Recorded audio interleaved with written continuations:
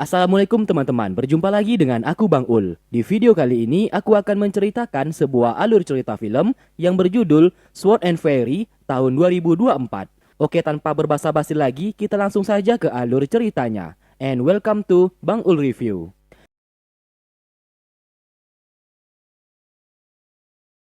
Kisah bermula menceritakan 5 binatang besar yang terdiri dari angin, guntur, air, api, dan bumi yang dikatakan penyebab malapetaka. Dewi Nuwa mengubah kelima binatang besar tersebut menjadi 5 buah manik-manik yang kini tersebar ke seluruh dunia.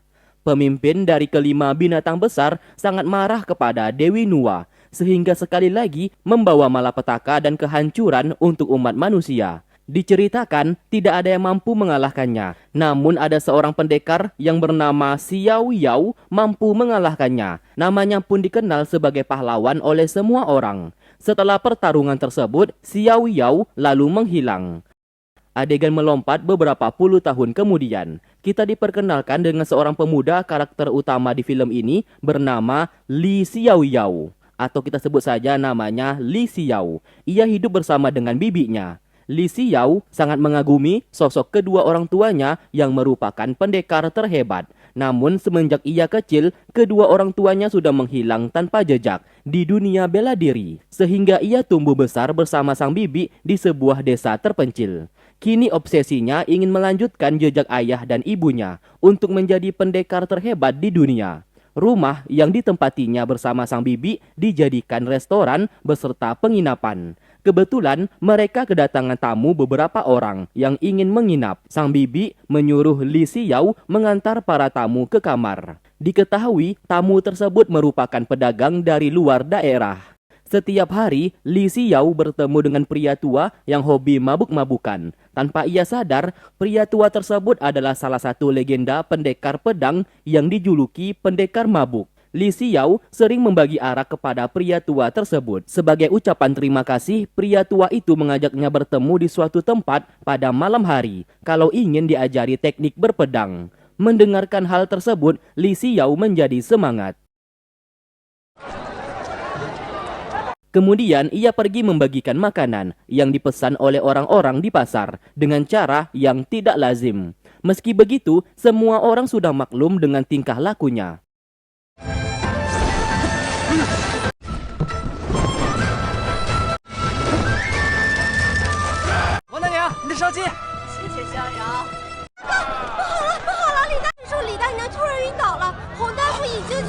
Setelah pulang ke rumah, ia sangat panik karena mendapati bibinya jatuh sakit dan sedang diperiksa oleh sang tabib. Di sana, tabib lalu mengajaknya keluar dan berkata bibinya terkena racun. Untuk asal-usul dari racunnya masih belum diketahui. Namun sang tabib tidak bisa mengobatinya. Dengan segera, Li Xiao pergi menemui para pedagang yang menginap di rumahnya untuk bertanya tabib yang hebat dalam menyembuhkan racun di tubuh bibinya. Salah satu pedagang berkata, terdapat sebuah pulau peri yang menyimpan obat penyembuhan segala penyakit atau racun. Namun untuk ke sana sangat mustahil. Mungkin saja bisa tewas terbunuh di jalan sebelum sampai ke pulau peri. Mendengarkan itu, Li Xiao begitu sangat ingin ke sana. Pedagang itu pun memberikan sebuah alat untuknya yang mampu melacak keberadaan pulau peri berada. Singkat cerita, ia pun melakukan perjalanan menggunakan perahu kecil. Medan yang ditempuh begitu berat, namun ia tidak patah semangat.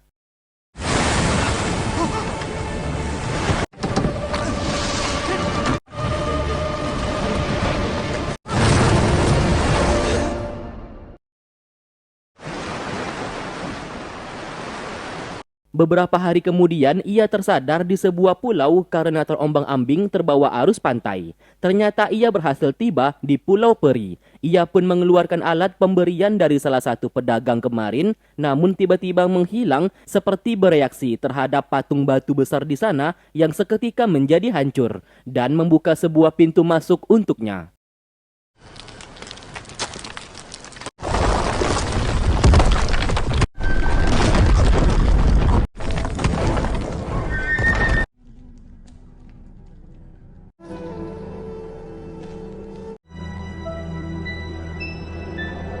Setelah masuk ke dalam, ia melihat pemandangan yang sangat indah di pulau tersebut.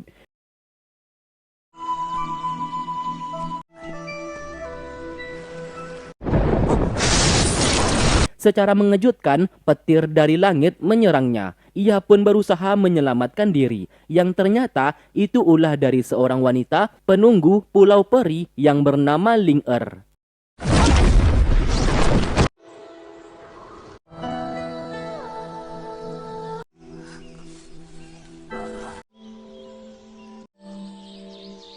Kemudian ia sujud meminta maaf dan berkata kedatangannya saat ini ingin meminta obat penyembuhan karena bibinya sedang keracunan. Ia bersedia melakukan apapun asalkan diberikan obat tersebut. Terdengar suara nenek Ling Er memanggil. Dengan segera Ling Er membawanya untuk bersembunyi supaya keberadaannya tidak ketahuan.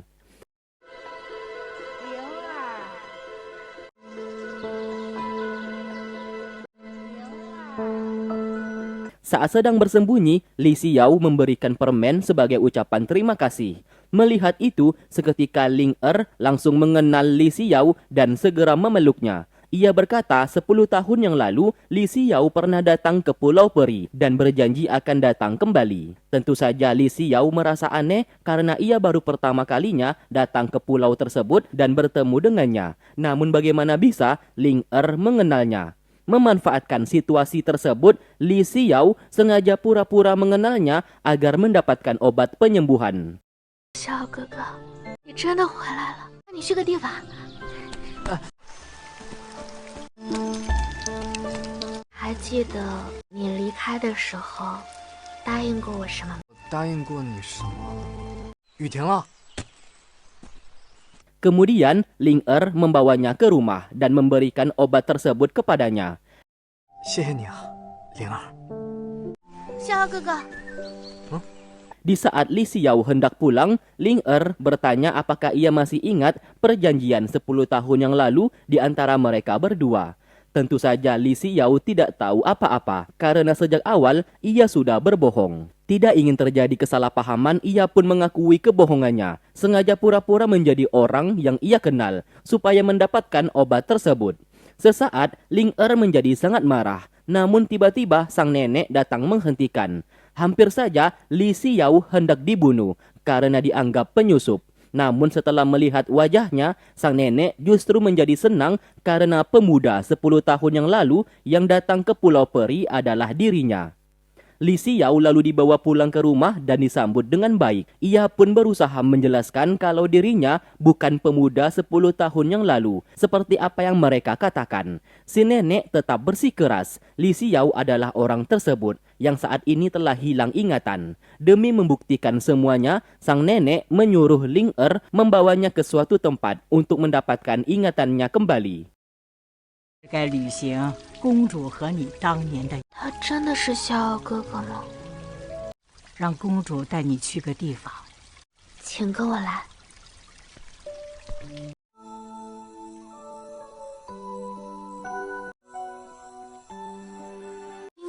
竟给忘了，我记得当年你和我说过，就把这个。 Di sana, Ling Er menunjukkan sebuah batu besar kepadanya yang terukir sebuah tulisan yang pernah diukir oleh Li Xiao 10 tahun yang lalu. Di sanalah ia seketika mendapatkan ingatannya kembali. Dan memang benar, dirinya 10 tahun yang lalu pernah datang ke Pulau Peri dan memiliki janji bersama Ling Er akan menikah apabila bertemu kembali. 来的人就是李逍遥。灵儿，你就带我来这儿，把他挖出来。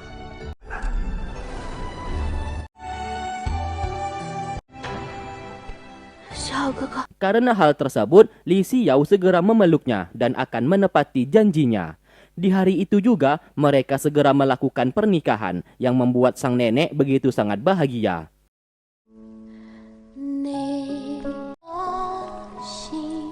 线相牵，再拜一程。 Setelah resmi menjadi sepasang suami istri, mereka berdua pun segera bercocok tanam.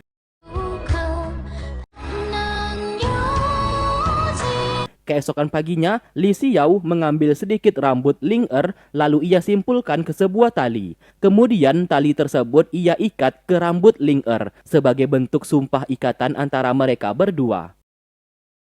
Singkat cerita, ia pun hendak pergi untuk membawa obat tersebut dalam menyelamatkan bibinya. Li Xiao berjanji akan kembali lagi. Baru saja hendak pergi, tiba-tiba Pulau Peri diserang oleh para pedagang yang sempat menginap di penginapannya kemarin. Li Xiao berusaha terjun ke laut untuk kembali, namun sayang ia yang tidak terlalu ahli dalam berenang akhirnya tenggelam.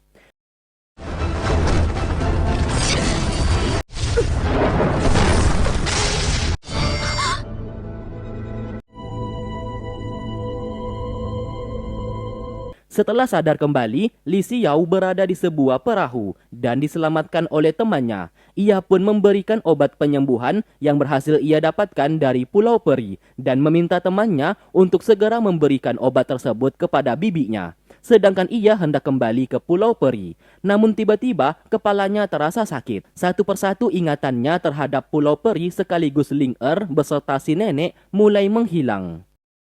逍遥，你怎么了？逍遥，救谁呀？逍遥，逍遥！ Singkat cerita, Li Xiao telah berada di rumah dijaga oleh sang bibi. Ternyata sang bibi berhasil sembuh dari racunnya berkat obat penyembuhan tersebut. Dan benar saja, Li Xiao setelah bangun dari pingsan tidak mengingat apa-apa mengenai apa yang terjadi saat berada di Pulau Peri. Saat keluar, ia dikerumuni warga desa sebab ia satu-satunya orang yang berhasil tiba di Pulau Peri. Mendengarkan itu, Li Xiao merasa heran terhadap apa yang mereka katakan karena ia tidak pernah merasa pergi ke pulau tersebut. Di malam hari, ia menemui pria tua pemabuk kemarin karena sudah janji akan bertemu. Di sanalah pria itu mengaku salah satu legenda pendekar pedang yang dijuluki pendekar mabuk. Ia saat ini berniat mengajari semua teknik bela dirinya kepada Li Xiao karena ia melihat Li Xiao memiliki tekad yang sangat kuat dan bakat terpendam di tubuhnya. Alasannya selama ini selalu berada di depan penginapannya karena ia terus memantau Li Xiao dan Li Xiao adalah kandidat yang cocok menjadi penerusnya. Di malam itulah Li Xiao mulai berlatih teknik mengendalikan pedang terbang. Ia berlatih hingga pagi hari karena pada awalnya ia berbakat, tidak sulit baginya mempelajari teknik tersebut. 手持五岳神仙不辞有，一张璎珞明红香炉步步天堂，到六三分别到阴间。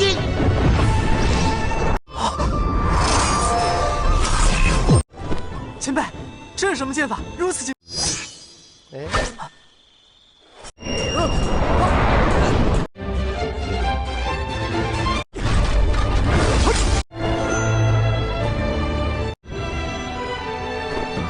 看来当年那个人说的倒也后会有期。哈哈哈，江湖在隐吞。需要，谢谢。 Saat hendak pulang, ia melihat para pedagang membawa karung besar ke penginapannya.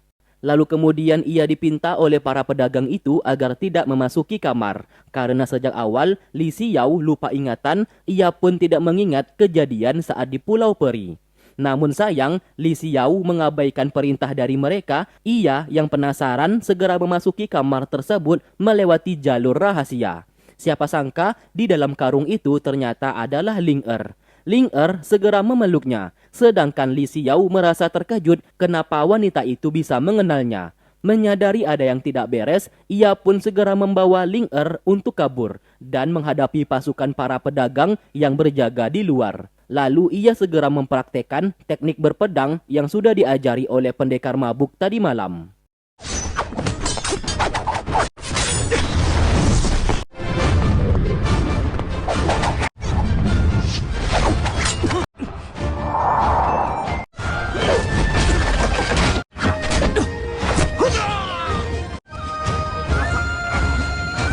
Tak lama kemudian sang bibi datang membantu. Siapa sangka bibinya juga ahli bela diri, sehingga para pedagang itu dengan mudah dikalahkan dan diusir dari penginapan.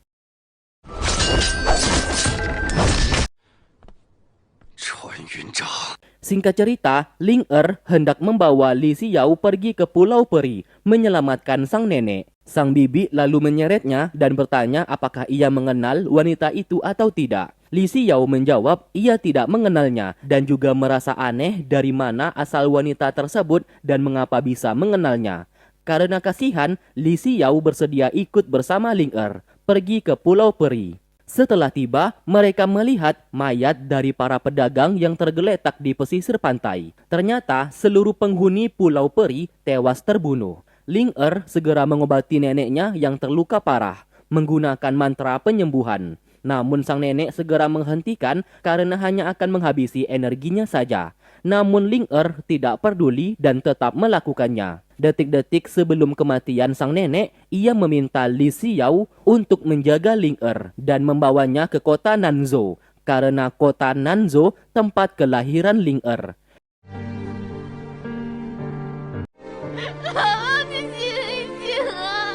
Setelah itu mereka berdua pun membakar jasad sang nenek untuk disemayamkan.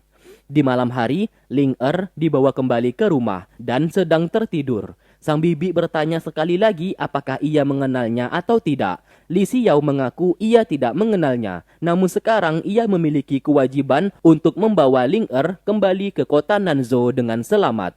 Lalu adegan berpindah ke sekte pemuja bulan yang berada di wilayah kota Nanzhou.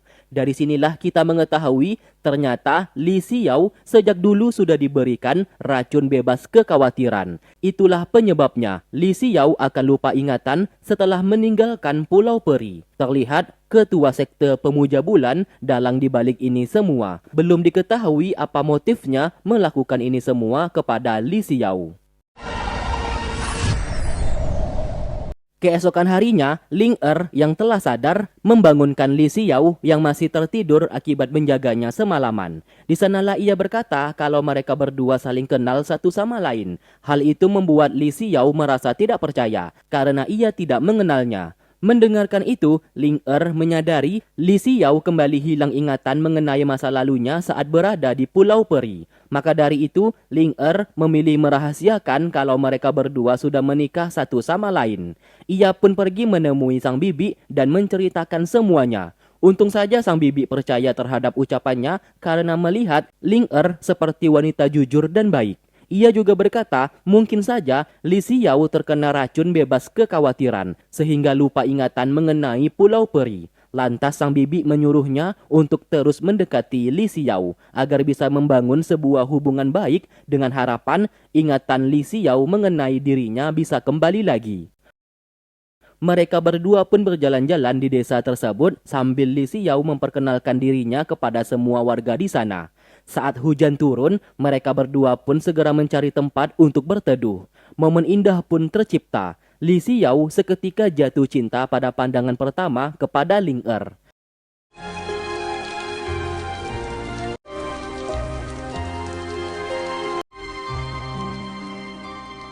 Adegan lalu berpindah ke kota Nanzhou. Di sana pemimpinnya, kita sebut saja namanya Bambang, sangat mengkhawatirkan putrinya yang tak lain adalah Ling Er. Ia pun mendapatkan informasi Pulau Peri sudah dihancurkan dan kini keberadaan Ling Er masih belum diketahui. Menurut kabar, Ling Er saat ini berada di sebuah desa sedang bersama dengan seorang pria. Bambang saat ini memiliki penyakit sakit kepala yang tidak kunjung sembuh. Lantas ia memerintahkan pengawalnya untuk terus mencari keberadaan Ling Er. 打探公主下落。青儿之灵，保佑我们的灵儿。 Sementara itu, Li Xiao meminta izin kepada sang bibi kalau ia ingin menemani Ling Er pergi ke kota Nanzhou. Untung saja sang bibi mengizinkannya pergi, bahkan memberikan pedang peninggalan ayahnya untuk berjaga-jaga. Karena sudah waktunya ia memiliki pedang tersebut. Melihat itu, Li Xiao menjadi sangat senang karena akhirnya ia memiliki pedang sungguhan. 这些是你爹娘闯荡江湖留下，你刚刚学会了武功，到底还是和你爹一样。 Keesokan harinya, mereka berdua pun pergi ke dermaga dan berpamitan kepada sang bibi.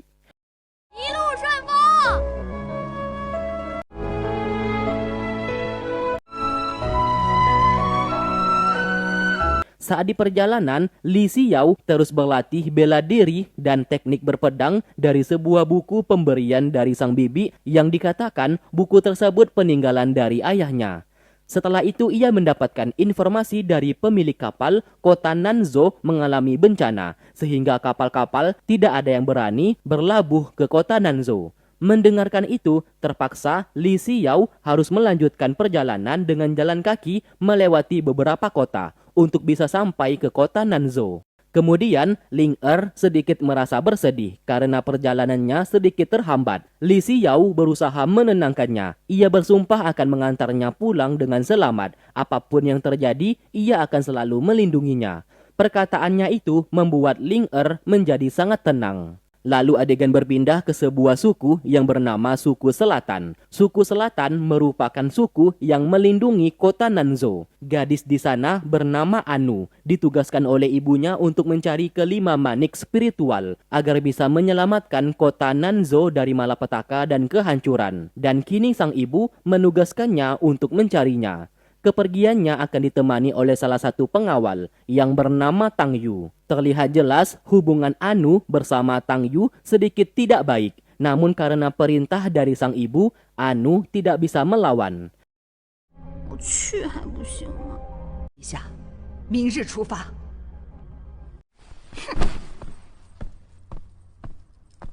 Kembali ke mereka berdua. Kini mereka melanjutkan perjalanan dengan jalan kaki. Tanpa sengaja mereka mendengarkan suara teriakan orang yang meminta tolong. Ternyata sepasang kekasih sedang disandra oleh seorang wanita bernama Lin Yu. Ternyata si pria sudah mengkhianatinya dan memilih kabur bersama wanita lain. Itulah yang membuat Lin Yu menjadi sangat marah. Li Xiao segera menghentikan sehingga terjadilah pertarungan. Sedangkan Ling pergi menyelamatkan sepasang kekasih di sana. 飞龙探云手，对不起啊。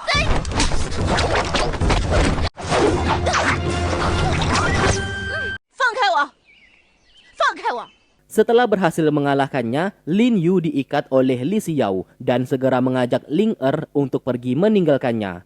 Tak lama kemudian datang beberapa bandit yang memanfaatkan situasi dan ingin melecehkan Lin Yu. Untung saja Li Xiao kembali dan segera menghabisi kedua bandit tersebut, sedangkan Ling melepaskan Lin Yu. Namun siapa sangka Lin Yu tiba-tiba menusuknya sehingga membuat Li Xiao terluka parah dan pingsan. Merasa bersalah atas apa yang dilakukannya, Lin Yu memilih kabur.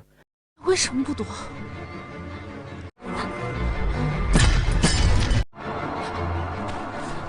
小哥哥，小哥哥！ Tanpa berpikir panjang, Ling kembali menggunakan mantra penyembuhan. Meski harus menghabiskan banyak energi, ia tidak peduli asalkan Li Xiao selamat, apapun akan dilakukannya. Setelah melakukan itu, ia pun pingsan di tempat.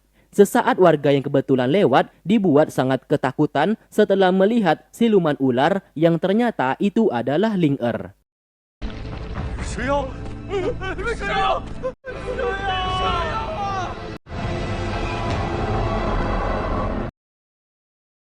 Singkatnya, Li Xiao telah sadar dari pingsannya. Ia pun melihat Ling wajahnya sangat pucat. Setelah mengetahui ia menggunakan mantra penyembuhan untuk menyelamatkannya, membuat Li Xiao merasa bersalah. Ia pun meminta supaya Ling tidak melakukan hal itu lagi, karena dapat membahayakan nyawanya sendiri. Sesaat, Ling teringat kakinya tiba-tiba berubah menjadi siluman ular. Hal itu pun masih samar-samar dan ia merasa tidak percaya. Maka dari itu ia memilih untuk merahasiakannya. Setelah mereka berdua pergi, tak lama kemudian Lin Yu datang kembali sambil membawa seorang tabib. Alangkah terkejutnya, Li Xiao bersama Ling sudah tidak berada di sana. Padahal ia yakin Li Xiao terluka parah akibat tusukan pedang darinya. Merasa Li Xiao sudah selamat, ia pun tidak peduli lagi. Ia pun kembali ke rumah, terlihat jelas pasukannya begitu sangat takut kepadanya dan memilih menghindar. Sang ayah bernama Tuan Lin meminta putrinya itu untuk bersiap karena sebentar lagi sang ayah akan mengadakan sayembara pertarungan. Siapapun yang mampu mengalahkan putrinya ini maka berhak menikahinya. Jelas hal tersebut ditolak oleh Lin Yu karena ia belum mau menikah dan ingin berkelana di dunia bela diri. Di malam hari, mereka berdua singgah di sebuah kedai dan berkenalan dengan seorang pemuda bernama Liu. Liu sengaja ingin berkenalan kepada mereka karena menyadari mereka berdua adalah pendekar yang sedang berkelana. Ternyata Liu merupakan sepupunya Lin Yu, wanita yang ditemui oleh Li Xiao bersama Ling Er tadi siang. Ia bercerita selama ini menaruh perasaan kepada sepupunya itu, namun ayah Lin Yu berniat melakukan sayembara pertarungan. Siapapun yang berhasil mengalahkan Lin Yu maka berhak menjadi suaminya. Mendengarkan hal tersebut, Li Xiao memberikannya semangat dan harus mengikuti sayembara tersebut apabila ingin mendapatkan pujaan hatinya. Keesokan harinya, sayembara segera dilakukan. Semua petarung sudah memenuhi arena dan siap bertarung melawan Lin Yu agar bisa menjadi suaminya. Diketahui, semua petarung ini hanya ingin harta dari keluarga Lin saja. Tuan Lin selaku ayahnya Lin Yu mempersilahkan satu persatu petarung naik ke atas arena untuk mengalahkan putrinya. Namun siapa sangka Lin Yu mampu mengalahkan semua petarung yang ingin melawannya.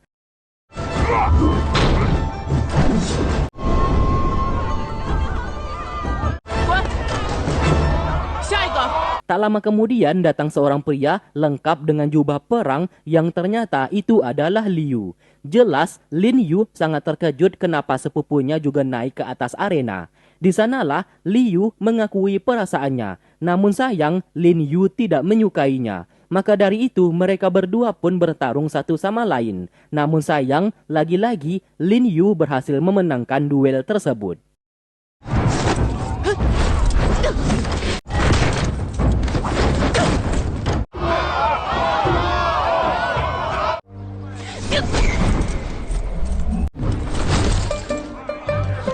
Kini tidak ada yang bisa mengalahkannya. Sesaat Li Xiao berteriak, apabila ini terus dilanjutkan maka Lin Yu akan menjadi perawan tua yang tidak akan menikah seumur hidupnya. Melihatnya di sana, Lin Yu sangat terkejut. Akhirnya ia menantangnya bertarung untuk menuntaskan balas dendam kemarin. Li Xiao menyetujui, asalkan apabila ia menang, ia tidak menikah dengannya. Syarat itu pun disetujui, karena Lin Yu juga tidak sudi menikah dengannya. Alhasil pertarungan pun terjadi. Lin Yu dibuat tidak berkutik dan dikalahkan dengan mudah oleh Li Xiao.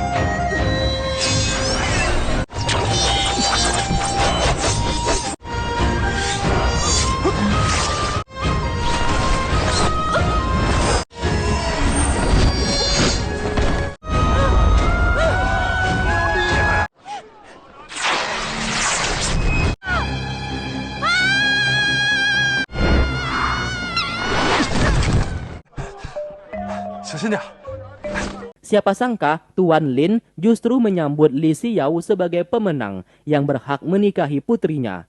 Li Xiao berusaha menolak karena tadi hanya pertarungan balas dendam. Tentu saja Tuan Lin tidak peduli, bahkan memaksanya untuk datang ke rumahnya.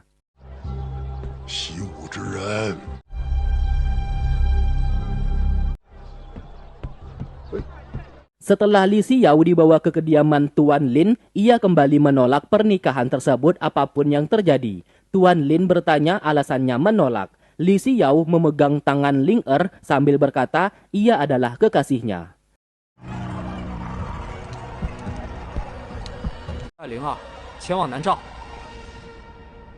Setelah berhasil keluar dari kediaman Tuan Lin, Li Xiao bergegas membawa Ling Er pergi dari kota tersebut. Namun sayang pintu gerbang sudah dijaga dengan sangat ketat, bahkan Tuan Lin berada di sana karena curiga Li Xiao pasti akan kabur. Di malam hari, terpaksa Li Xiao membawa Ling menginap di kediaman Tuan Lin karena Ling kakinya sedang sakit dan sulit untuk berjalan. Ia pun memintanya untuk beristirahat, sedangkan Li Xiao akan memikirkan cara untuk kabur dari sana. Saat keluar mencari udara segar, tanpa sengaja ia melihat Lin Yu menggunakan pakaian layaknya wanita feminim. Siapa sangka Lin Yu sejak awal pertemuan mereka sudah menyukainya. Ia bersedia menikah dengannya. Apabila setuju, Li Xiao akan menjadi pemimpin keluarga Lin dan menerima harta yang sangat banyak. Tentu saja Li Xiao menolak karena ia hanya mencintai satu wanita saja, yaitu Ling Terungkap alasan Lin Yu melakukan itu, ia sengaja menerima pernikahan tersebut supaya Li Xiao bisa membawanya pergi. Dengan begitu, ia bisa terbebas dari kekangan ayahnya dan ia bisa berkelana di dunia bela diri, sesuai apa yang ia inginkan selama ini. Tak lama kemudian, Ling datang ke sana sebab melihat Lin Yu yang sedang menangis. Melihatnya begitu baik hati dan lembut membuat Lin Yu sangat menyukai Ling dan ingin berteman dengannya. Mereka pun pergi ke restoran untuk minum arak bersama. Di sanalah Ling bercerita tentang dirinya yang berasal dari Pulau Peri yang sudah dihancurkan. Bahkan neneknya juga meninggal dunia akibat insiden tersebut. Li Xiao dipinta oleh neneknya untuk mengantar dirinya pulang ke kota Nanzhou. Mendengarkan ceritanya itu, Lin Yu menjadi bersemangat dan ingin ikut mereka pergi berkelana. 去哪儿？去了你就知道了。走。 Dalam keadaan mabuk, Lin Yu kembali ke rumah dan mendesak ayahnya untuk membatalkan pernikahannya. Ia tidak ingin menikah dan hendak melakukan perjalanan bersama Li Xiao dan Ling di dunia bela diri. Apabila sang ayah terus mendesak, maka ia akan kabur dari rumah. Sang ayah memintanya untuk berpikir kembali. Apabila ia menikah dengan Li Xiao, mereka berdua dapat melakukan perjalanan dan sang ayah akan mengizinkannya. Mendengarkan itu, Lin Yu sesaat memikirkan Li Xiao. Di dalam lubuk hatinya, ia sebenarnya sudah jatuh cinta kepadanya. Setelah itu, ia menemui mereka berdua. Esok hari, Lin Yu akan membantu mereka pergi dari kota tersebut. Sebagai imbalannya, ia juga ingin ikut. Tentu saja Li Xiao menolak hal tersebut. Sesaat ia memiliki sebuah ide, yaitu mencari jasa. Kebetulan di kota itu saat ini terdapat siluman yang meresahkan seluruh warga. Apabila mereka berhasil membunuhnya, maka Tuan Lin, ayahnya tersebut, pasti membiarkan mereka untuk pergi. Kesepakatan pun akhirnya terjadi.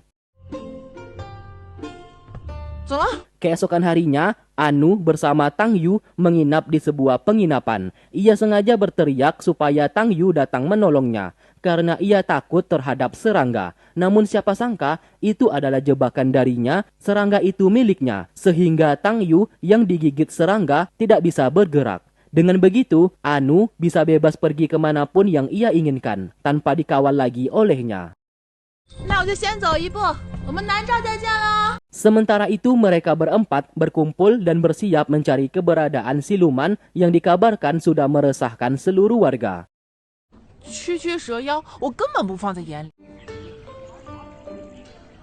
Singkat cerita, mereka pun memasuki goa tempat bersarangnya siluman tersebut. Setelah menelusuri goa itu, mereka pun bertemu dengan siluman ular yang begitu sangat besar dan menyerang mereka. Pertarungan pun terjadi untuk melawannya. Karena Liu tidak jago dalam bela diri, ia pun menjadi korban.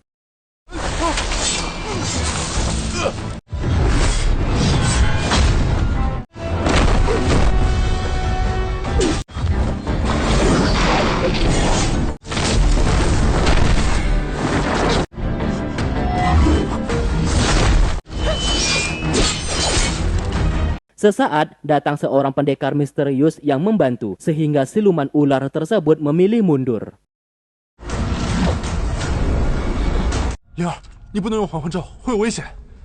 Liu dibawa kembali oleh mereka. Tuan Lin berkata, Liu saat ini terkena racun, akan sulit untuk mengeluarkan racunnya. Apabila tidak segera diobati, maka Liu akan segera mati. Tuan Lin akan mencari tabib yang terbaik untuk mengobati Liu. Setelah itu, ia menarik putrinya keluar. Alhasil, Lin Yu dimarahi oleh sang ayah karena sudah nekat menyerang siluman ular. Sebab itu sangat berbahaya. Lin Yu menjawab, ia melakukan ini supaya mendapatkan jasa agar ayahnya membatalkan pernikahannya. Ia lebih memilih mati daripada harus menikah karena ia ingin hidup bebas tanpa kekangan dari sang ayah. Kecewa terhadap ayahnya, ia pun segera pergi.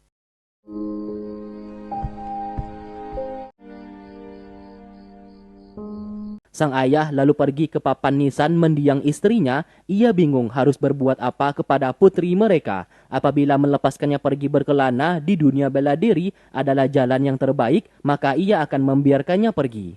Kebetulan Lin Yu juga datang ke sana. Ia pun sangat senang akhirnya sang ayah memperbolehkannya pergi. Hubungan ayah dan anak ini pun membaik dan bersenda gurau satu sama lain. Dari arah luar, mereka berdua juga melihatnya dan turut merasa senang.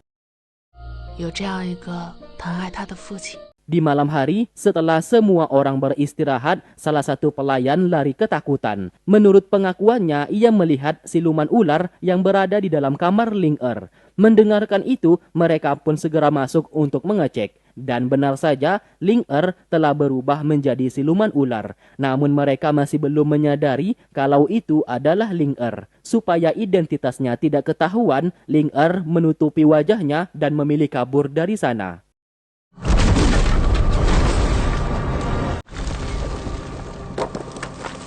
Li Xiao segera memeriksa tempat tidur dan tidak menemukan Ling Er di sana. Ia pun menjadi marah dan mencurigai ini perbuatan dari siluman ular penghuni goa yang telah menculiknya.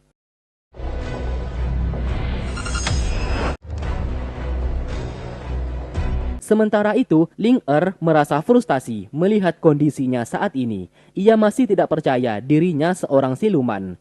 Satu persatu sisik ular di tubuhnya mulai ia lepaskan. Meski rasanya sangat sakit, namun ia tidak peduli.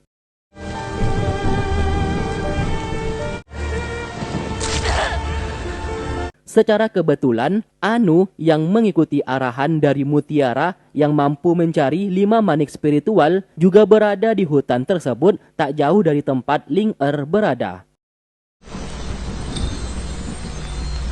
Sedangkan Li Xiao ditemani oleh Lin Yu kembali ke goa tersebut. Tak lama kemudian, Li Yu yang sudah sembuh datang menyusul sambil memberikan sebuah peta yang mungkin bisa membantu mereka menemukan sarang siluman ular berada. Setelah mengikuti arahan dari peta tersebut, Li Xiao berhasil menemukannya. Dengan amarah yang meluap-luap, ia pun menyerang dan berniat membunuhnya.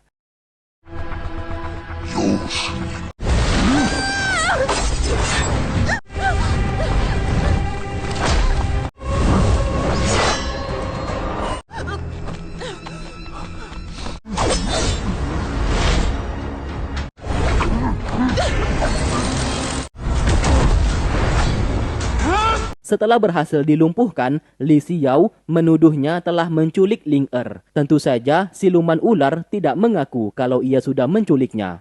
Sesaat, Lin Yu baru teringat. Siluman ular yang berada di kamar Ling Er bentuknya tidak sama dengan siluman ular di hadapan mereka saat ini. Ia memiliki rambut berwarna merah dan bertubuh kecil. Saat mereka sedang lengah, siluman di sana pun langsung kabur.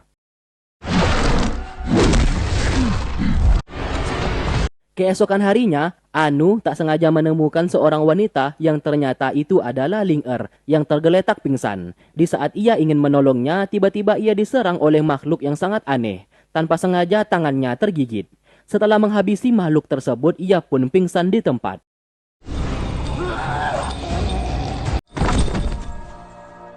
Kembali ke Li Xiao, ia bersama Lin Yu tak sengaja menemukan banyak wanita yang diculik oleh siluman ular.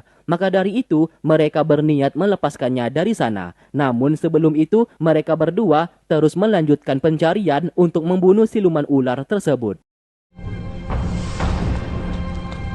Saat menelusuri goa itu, tiba-tiba datang siluman rubah ekor 9, seorang wanita kekasih dari siluman ular. Pertarungan hebat pun terjadi dan akhirnya Li Xiao berhasil membunuh siluman ular beserta siluman rubah ekor 9. Namun sayang setelah membunuhnya, ia tetap tidak mendapatkan informasi keberadaan Ling Er.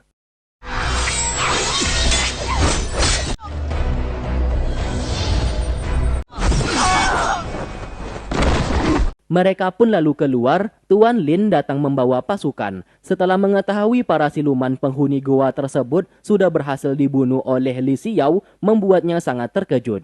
Mengetahui Li Xiao adalah pendekar yang hebat, Tuan Lin akhirnya memberikan kitab bela diri kepada putrinya dan mengizinkannya untuk pergi berkelana di dunia bela diri.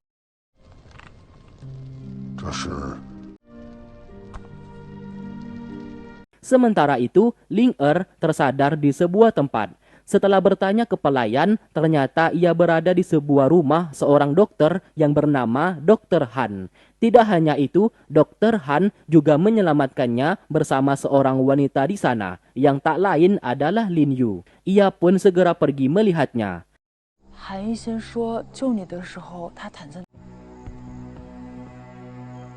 Tak lama kemudian, Dr. Han datang ke sana sambil bercerita makhluk yang menggigit Lin Yu merupakan mayat hidup atau bisa disebut zombie. Manusia yang tergigit zombie maka akan menjadi sama seperti mereka.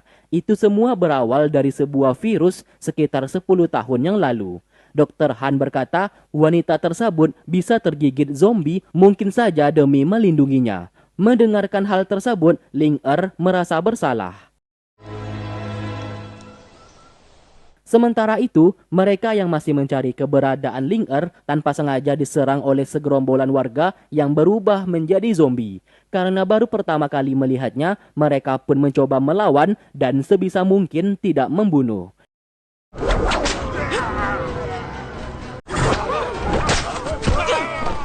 Siapa sangka itu bukanlah zombie, melainkan pasukan bandit gunung yang sedang menyamar saja untuk merampok barang bawaan mereka. Namun sayang di saat mereka lengah, bandit di sana melempar bubuk beracun sehingga Li Xiao dan kawan-kawan menjadi pingsan.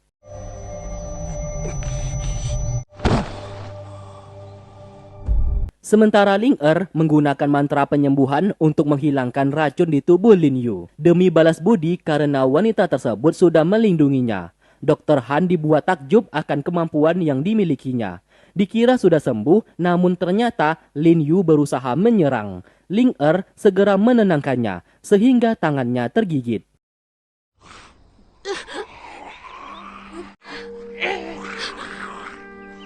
Di malam hari, Ling Er bertanya apakah ada cara untuk menyembuhkan racun zombie tersebut.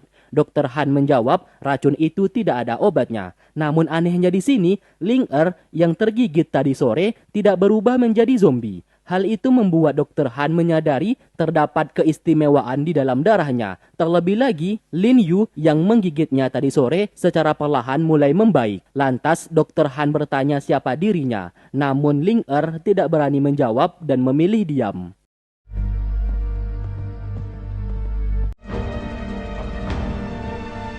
Sementara mereka bertiga berada di dalam penjara setelah ditangkap oleh para bandit. Mereka pun sulit kabur karena dalam posisi terikat. Lin Yu sesaat menggunakan kemampuannya untuk mengambil kunci dari salah satu penjaga yang sedang tertidur. Namun sayang aksinya gagal. Kemudian mereka bertiga dibawa. Pemimpin para bandit saat ini adalah seorang wanita yang saat ini terkena racun zombie. Maka dari itu salah satu dari mereka akan ditumbalkan. Apesnya Li Xiao yang dipilih oleh para bandit tersebut untuk ditumbalkan. Ia pun dibius dan dibawa pergi.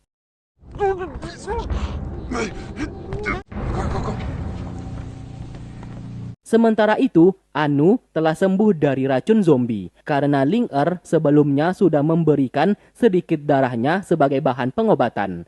Sesaat ia melihat mutiara miliknya yang dapat melacak keberadaan salah satu dari kelima manik spiritual. Mutiara itu pun bersinar memberikan tanda di sekitar sana terdapat salah satu manik spiritual. Kebetulan ia melihat Dr. Han yang berjalan ke hutan. Karena tidak mengenalnya, ia pun mengikuti dari belakang.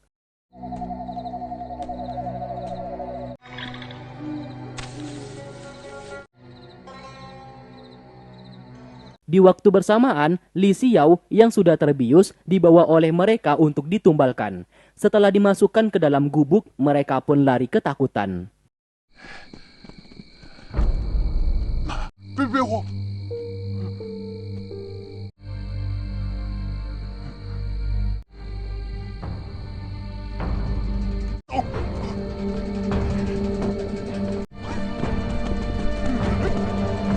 Saat sedang mengikuti Dr. Han, Anu tak sengaja ditemukan oleh Tang Yu. Jelas Tang Yu sangat marah atas perlakuannya kemarin sehingga ia tidak bisa bergerak.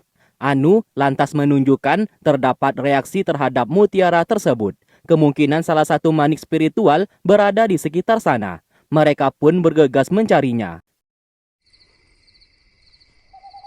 刚刚我在这看到有一个人，找一找。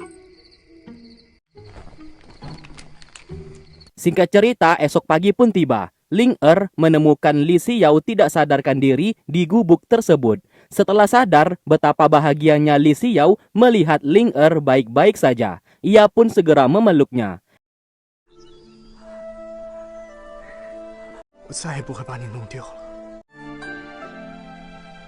Di sana Ling mengaku ia diselamatkan oleh seorang yang bernama Dr. Han. Demi balas budi, ia pun berniat menyembuhkan anak dari Dr. Han yang terkena racun zombie yang berada di gubuk tersebut. Kita pun flashback sebentar. Dr. Han menunjukkan putrinya yang terkena racun itu. Ia bernama Meng Qi. Meng Qi merupakan pemimpin pasukan bandit. Maka dari itu, Ling segera menggunakan darahnya untuk menyembuhkan putri Dr. Han di sana. Kembali ke masa sekarang. Setelah mendengarkan ceritanya, Li Xiao meminta ia untuk tidak melakukan itu lagi. Semakin banyak ia menggunakan darah beserta energinya, maka kondisinya akan semakin memburuk. 但你以后还是不要总用还魂咒去救别人。走。莲儿姑娘去了那么久还没回来。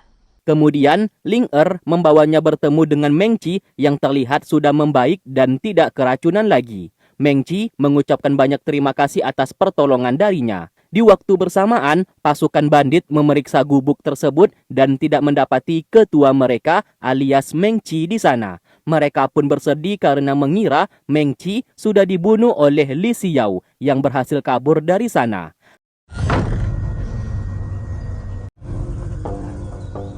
好要命！干什么？吓死我们俩了！你看这儿，哪有骨头？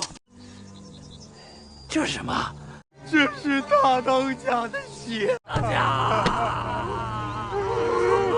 Karena hal tersebut, Lin Yu bersama Li Yu dibawa ke tengah lapangan dan akan dihukum mati. Atas tuduhan, Li Xiao sudah membunuh ketua mereka dan telah kabur. 今天是我娘的寿辰，我不能见血。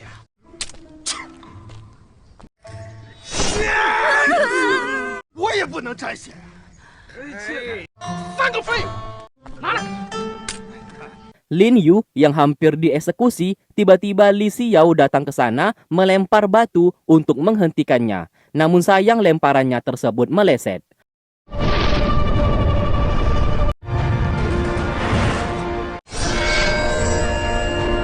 我这辈子不能沾血了。没办法。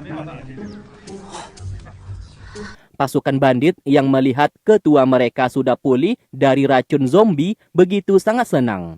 Singkatnya, mereka semua makan bersama. Pasukan bandit meminta maaf sekaligus mengucapkan terima kasih kepada Li Xiao dan kawan-kawan. Berkat mereka, Meng Qi, ketua mereka kini sudah pulih kembali.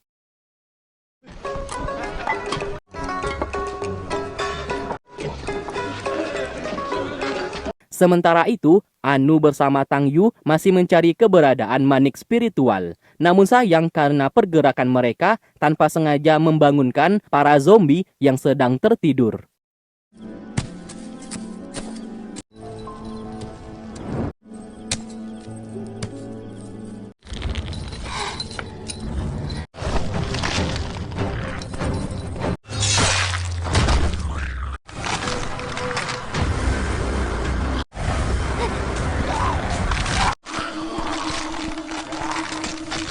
Lalu, Li Xiao melihat pasukan zombie yang begitu banyak mendatangi markas pasukan bandit. Ia pun segera memberikan peringatan kepada semua orang.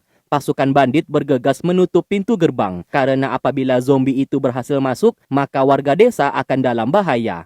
Li Xiao dan kawan-kawan terpaksa turun tangan menghabisi para zombie tersebut supaya tidak memasuki desa.